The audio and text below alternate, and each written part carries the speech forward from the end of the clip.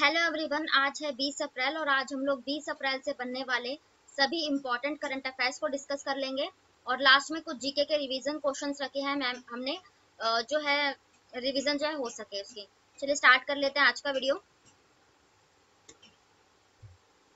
First question है, हाल ही में Femina miss India 2023 का खिताब किसने जीता है? तो 2023 की मिस इंडिया का खिताब जीता है नंदिनी गुप्ता ने। और ये जो नंदिनी गुप्ता है ये भारतीय और राजस्थान से बिलोंग करती हैं। इन्होंने ही मिस इंडिया 2023 का जो है खिताब जीत लिया है। और मिस इंडिया की बात आई है तो जो पिछले साल 2022 में जो मिस इंडिया बनी थी ये बनी थी कैरोलिना बिलोवास्का।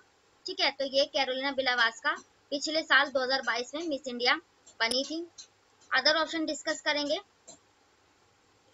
सरगम कौशल, तो ये जो मिसेज वर्ल्ड जो बनी थी ये सरगम कौशल बनी थी मिसेज। ठीक है, आर बोनी गैब्रियल, तो ये 2023 की ये मिस वर्ल्ड बनी है। ठीक है, आर बोनी गैब्रियल 2023 में भी मैंने कराया था कि ये मिस वर्ल्ड बनी है। और सिनी शेट्टी 2022 में मिस इंडिया वर्ल्ड बनी थी, यानी कि मिस वर्ल्ड की प्रतियोगिता के लिए चुनी गई थी, तो ये 2022 की मिस इंडिया वर्ल्ड बनी थी। और अभी जब मिस यूनिवर्स बनेंगे तो भी मैं आपको करा दूंगी। तो आर बोनी गैब्रियल इस साल की मिस वर्ल्ड है। मिस इंडिया बन गई है नंदिनी गुप्ता। और एक हरनाज संधू का आपने नाम सुना होगा, ये 2022 की मिस यूनिवर्स रह चुकी हैं। ठीक है, और अब हम देख लेते हैं नेक्स्ट क्वेश्चन। नेक्स्ट क्वेश्चन है, हाल ही में डॉक्टर एस जे शंकर ने किस देश में अप्रैल 2023 में बुजी ब्रिज का उद्घाटन किया है? तो ये मोजाम्बिक में किया है। हाल ही में जो हमारे डॉक्टर एस जे शंकर विदेश मंत्री हैं जो वो गए थे अफ्रीका की यात्रा पर, तो बुजी ब्रिज का जो उद्घाटन है ये मोजाम्बिक में कर लिया है डॉक्टर एस जे शंकर ने। ठीक है, और मोजाम्बिक मैंने आपको बताया ये एक अफ्रीका का देश है। ठीक है, और अब इसको जो हम मैप से डिस्कस कर लेते हैं मोजाम्बिक को।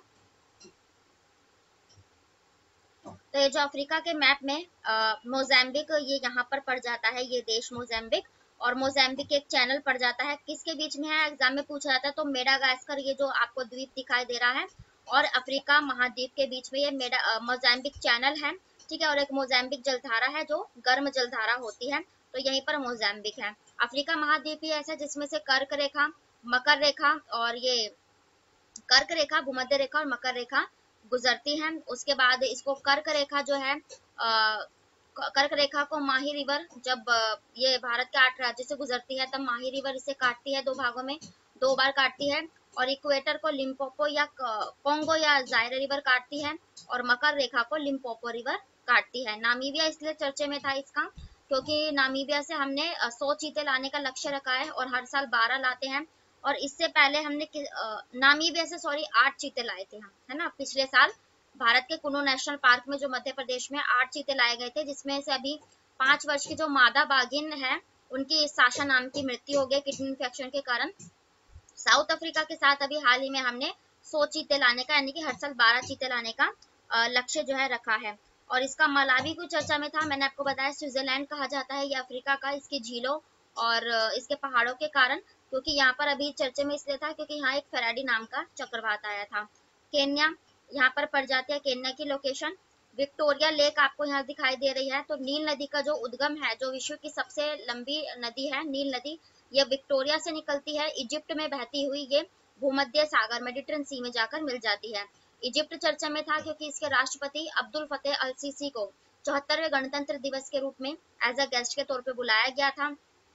इरिट्रिया, डिजिबती, इथोपिया और Somalia horn countries of Africa है क्योंकि ये अपने आसपास के समुद्र में आने वाले जहाजों को लूट लेते हैं। ठीक है, और उसके बाद मैंने आपको बताया है कि नीचे अफ्रीका में मोरक्को आ जाता है और ऊपर यूरोप में जो पड़ता है ये स्पेन आ जाता है। तो इनको कौन सी जल संधि अलग करती है? तो जिब्राल्टर जल संधि इन्हें अलग करती है। ठीक है, और उसके बाद हाँ, ये जो लाल सागर है, तो लाल सागर, तो ये जो यूएई है सबसे बड़ा प्रायद्वीपीय क्षेत्र पड़ जाता है।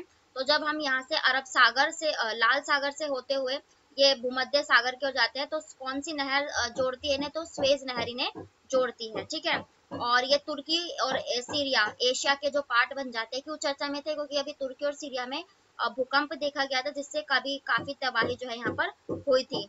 कतर क्यों चर्चे में था? 2022 का भी फीफा वर्ल्ड कप कतर में ही हुआ है, जिसमें अर्जेंटीना ने फ्रांस को हराकर खिताब जीता है। ठीक है, तो ये सारे कुछ अदर फैक्ट या जीके थे। अब हम देखेंगे अदर ऑप्शंस को।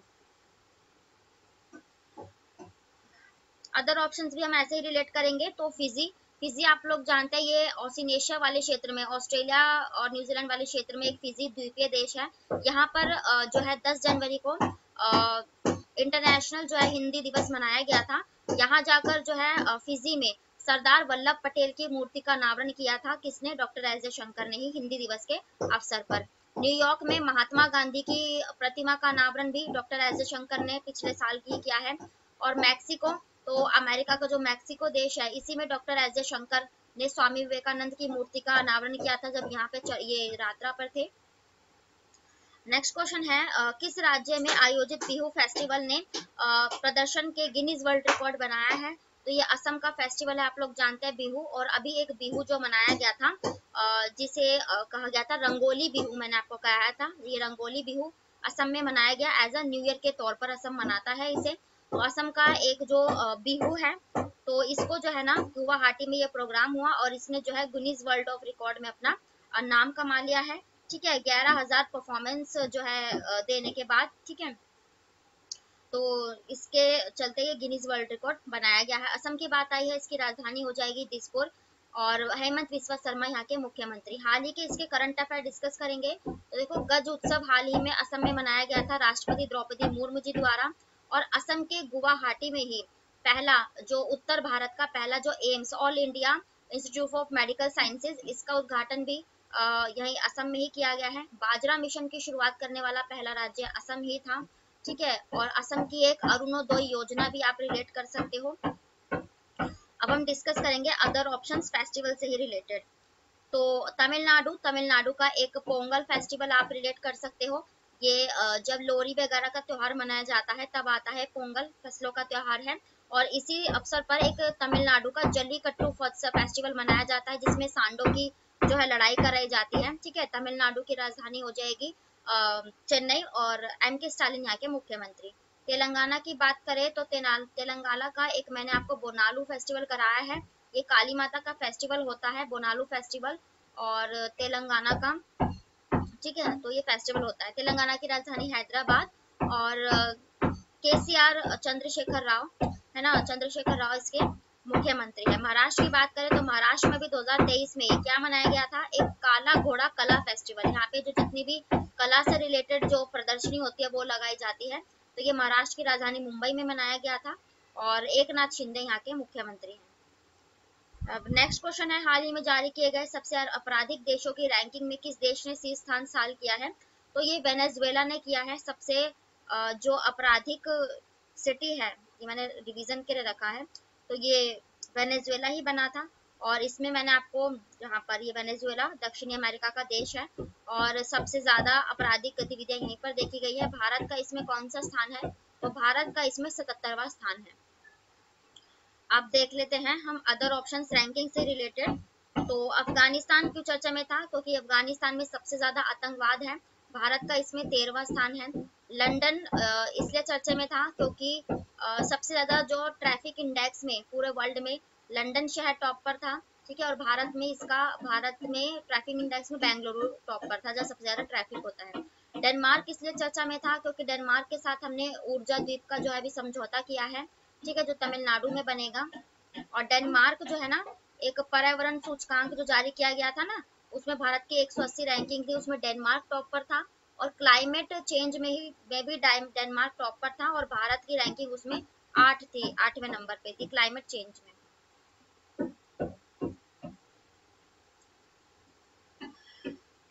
नेक्स्ट क्वेश्चन है, हर साल हीमोफीलिया दिवस कब मनाया जाता है? तो ये 17 अप्रैल को मनाया जाता है। हीमोफीलिया आप लोग जानते हैं कि ये बीमारी होती है जिसमें लोगों का रक्त का थक्का नहीं बनता, यानी कि अगर उन्हें जरा सी चोट लग जाए तो उसे उस खून को ब्लीडिंग को बंद करने में काफी जो है हॉस्पिटल वगैरह उन्हें जाना पड़ता है। और इसीलिए हर साल जो है हीमोफीलिया की जागरूकता के लिए 17 अप्रैल को ये डे मनाया जाता है। इस बार की थीम है एक्सेस फॉर ऑल। ठीक है, तो हीमोफीलिया बीमारी क्या होती है ये भी मैंने आपको बता दिया। 17 अप्रैल को मनाया जाता है। अप्रैल से रिलेटेड कुछ अदर डेज रिलेट करेंगे तो 7 अप्रैल को हमने WHO वर्ल्ड हेल्थ ऑर्गेनाइजेशन ने इसकी स्थापना हुई थी, जिसके चलते हम विश्व स्वास्थ्य दिवस मनाते हैं। 10 अप्रैल को हम होम्योपैथी दिवस मनाते हैं। 14 अप्रैल को हमने भीमराव अंबेडकर जी की जयंती मनाई है। और 13 अप्रैल को हमने क्या बनाया था, 13 अप्रैल 1919 में जलियांवाला बाग हत्याकांड की 104वीं जयंती बनाई थी। ठीक है, तो ये थे आज के आपके डेली के करंट अफेयर्स। अब हम डिस्कस करेंगे इंपॉर्टेंट जीके के क्वेश्चंस को, और ये ऑल कॉम्पिटिटिव एग्जाम्स के लिए है। मैंने रिवीजन क्वेश्चंस रखे हैं आज। फर्स्ट क्वेश्चन है, स्वराज पार्टी की स्थापना किसने की थी? तो मोतीलाल नेहरू और चित्तरंजन दास ने स्वराज पार्टी की स्थापना की थी। और कब की थी? तो ये 1923 में की गई थी। सुभाष चंद्र बोस ने फॉरवर्ड ब्लॉक का गठन किया था, ऑल इंडिया फॉरवर्ड ब्लॉक, 1939 में। जवाहरलाल नेहरू और सुभाष चंद्र बोस ने क्या किया था? 1934 में कांग्रेस सोशलिस्ट पार्टी की स्थापना की थी। ठीक है, सरदार सोहन सिंह भाकना के क्या किया था? तो इन्होंने 1913 में गदर पार्टी की स्थापना की, अमेरिका के जो है विरुद्ध। ठीक है, नेक्स्ट क्वेश्चन है, पत्तियों का हरा रंग कौन प्रदान करता है? तो मैंने कराया था, क्लोरोप्लास्ट करता है इन्हें हरा रंग प्रदान। जाइलम जो है पौधों की जड़ से जितने भी खनिज तत्व लवण होते हैं पौधों के अन्य भाग तक पहुंचाता है। फ्लोएम जो है सूर्य की रोशनी में बनाए गए भोजन को पौधों के अन्य भाग तक पहुंचाता है। नेक्स्ट क्वेश्चन है, एक बैरल तेल लगभग कितना होता है? तो इसकी क्वांटिटी होती है 159 लीटर। 240 किलोमीटर महात्मा गांधी की दांडी यात्रा थी। 182 मीटर है ये। तो जो स्टैच्यू ऑफ यूनिटी है उसकी लंबाई है। सिंधु घाटी सभ्यता के लोग की महत्वपूर्ण रचना क्या थी? तो मैंने आपको बताया, डांसिंग गर्ल, एक नृत्य करने वाली लड़की, है ना। नेक्स्ट क्वेश्चन है, ग्राम राज्य के माध्यम से राम राज्य के बारे में किसने कहा? यानी कि अगर आपको राम राज्य चाहिए तो आपको गांव में जो है राज्य का विकास करना चाहिए, तो ये महात्मा गांधी जी ने ही कहा था। ठीक है, नेक्स्ट क्वेश्चन है, आंतरिक आपातकाल अर्थव्यवस्था के कारण भारत में राष्ट्रपति ने किस वर्ष आपातकाल लगाया? तो आंतरिक अर्थव्यवस्था के कारण भारत में 1975 में आपातकाल लगा था। ठीक है, मैंने आपको बताया 352 से लेकर 356 तक जो है ये अनुच्छेद है हमारे आपातकालीन सर्विसेज, जिसे 352 में राष्ट्रपति जो राष्ट्रीय आपातकाल, अनुच्छेद 300 फिर 56 में क्या हो जाता है, राष्ट्रपति शासन, और अनुच्छेद 360 में वित्तीय आपातकाल, जो एक बार भी नहीं लगा। तो राष्ट्रीय शासन, राष्ट्रीय, तो ये लगा था 1962 में जब चाइना के साथ युद्ध हुआ। फिर उसके बाद 1971 में जब पाकिस्तान के साथ युद्ध हुआ, जिसके फलस्वरूप बांग्लादेश बना। फिर 1975 में। तो 3 आपातकाल, राष्ट्रीय आपातकाल लग चुके हैं, और इन तीनों आपातकाल को 1977 में खत्म किया गया था। ठीक है, नेक्स्ट क्वेश्चन है, कौन सा राष्ट्रीय हिस्सा राष्ट्र निधि का संरक्षक है? तो जो विधानमंडल होती है, तो ये जो विधानमंडल होती है ना, विधानमंडल यानी कि संसद को ही कह दिया जाता है, क्योंकि संसद के होते हैं ना विधानमंडल जो और कानून बनाती है। ठीक है, नेक्स्ट क्वेश्चन है, नदी की तुलना में समुद्र में तैरना आसान क्यों है? क्योंकि समुद्र का पानी जो है खारा होता है, उसमें नमक की मात्रा होती है। ठीक है, नेक्स्ट क्वेश्चन है, किस देश में पहली औद्योगिक क्रांति हुई थी? तो सबसे पहले औद्योगिक क्रांति ब्रिटेन से स्टार्ट हुई थी। 1807 से लेकर 1870 के बीच में ये क्रांति हुई थी। ठीक है, नेक्स्ट क्वेश्चन है, भारत में स्टॉक एक्सचेंज के कामकाज को कौन नियंत्रित करता है? यानी कि जो पूंजी बाजार होता है, स्टॉक एक्सचेंज, तो ये सेबी यानी कि security and exchange board of India, जिसकी स्थापना कब हुई थी? 1992 में हुई थी। और माधुरी बीच वर्तमान में इसकी महिला अध्यक्ष, और सेबी का हेडक्वार्टर हो जाएगा मुंबई में। रिजर्व बैंक हमारा केंद्रीय बैंक है भारत का। स्थापना हुई थी इसकी 1935 में। इसका राष्ट्रीयकरण हुआ था 1949 में। शशिकांत दास वर्तमान में इसके गवर्नर हैं। ठीक है, अब हम देख लेते हैं नेक्स्ट क्वेश्चन। तो ये थे आज के आपके डेली के करंट अफेयर्स और स्टैटिक जीके के प्रश्न, और मैंने कुछ रिवीजन रखे ताकि जो है आप लोग भूले ना।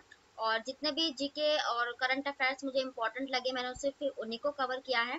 तो वीडियो पसंद आए तो प्लीज लाइक करें, चैनल को सब्सक्राइब करें ताकि नोटिफिकेशन आप तक पहुंच सके। Thank you very much. फिर मिलते हैं ऐसी नेक्स्ट वीडियो के साथ, तब तक के लिए बाय, राधे राधे।